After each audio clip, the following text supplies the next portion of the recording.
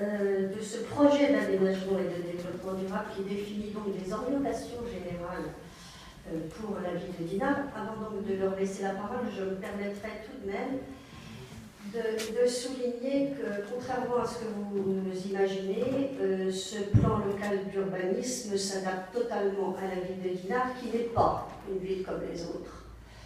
Et que la présentation qui a été faite par M. Bory tient compte, bien entendu, du site géographique exceptionnel face à la ville de Saint-Malo, du site exceptionnel de l'embouchure de la Rance, qui est un site unique, tout à fait sublimé par le fait qu'il y ait à la fois un caractère rance, fluvial et littoral, et bien entendu, grâce à son patrimoine et son architecture balnéaire, qui est elle aussi unique et internationalement reconnue. Alors, la situation de cette presqu'île, qui est elle aussi a un caractère très particulier, puisqu'elle a 4 plages, contrairement à des sites balnéaires comme Deauville ou La Baule, qui n'ont qu'une seule plage et qui n'ont jamais la capacité, comme à Dinard, c'est-à-dire de se promener, et quelle que soit votre orientation, vous arrivez sur une plage, au nord, à l'est, à l'ouest, vous débouchez et nos rues, et c'est très bien présenté dans le projet de M.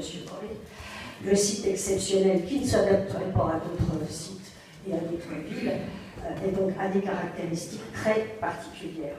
La promenade au clair de lune en particulier était donc un site qui est la promenade des Anglais, qui est un site internationalement reconnu, abrité et d'une qualité tout à fait exceptionnelle. Donc moi, je ne me permets pas de dire que ce plan s'adapte tout à fait à n'importe quelle ville, quelle qu'elle soit. Ça, le premier des points paraît complètement déplacé.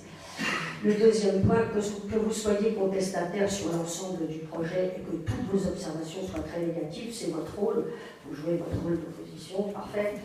En revanche, vous n'êtes pas venu à aucune des réunions, ni d'atelier, ni de présentation donc, de vos propositions. Alors moi, j'aimerais bien qu'effectivement, dans les réunions PLU, dans les réunions d'atelier, vous puissiez apporter votre pierre à l'édifice pour pouvoir faire avancer ce projet d'aménagement et de développement durable. Et avant donc de laisser la parole, donc 4 plages, 5 parcs, sur une distance de 7 km², c'est quand même assez exceptionnel en France, avec donc une orientation aussi donc, qui nous permet d'avoir une situation climatique tout à fait privilégiée. Les trames vertes et bleues, moi je précise que ce n'est pas l'équipe actuelle qui a massacré certaines trames vertes qui reliaient la voie verte au centre équestre. Ça a été massacré par l'immeuble Carlotta. J'ai rien contre ceux qui habitent cette... Mais enfin, on a perdu toute la trame verte et certaines trames bleues parce que certaines constructions ont été effectuées. Et donc, je pense qu'aujourd'hui, il est bon de rappeler la trame verte et la trame bleue, sans parler de la destruction du tennis club et 19 hectares à une époque, avec des parcs arborés qui ont fait la beauté du site et du centre-ville.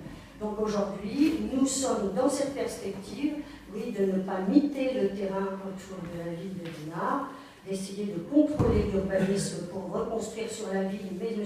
Bory va vous expliquer cette phrase qui nous semble tout à fait difficile à comprendre, que signifie reconstruire sur la ville. Donc je vais laisser d'abord M. Bory préciser ces quelques données. Non, c'est Laurent. Alors Laurent, reconstruire sur la ville.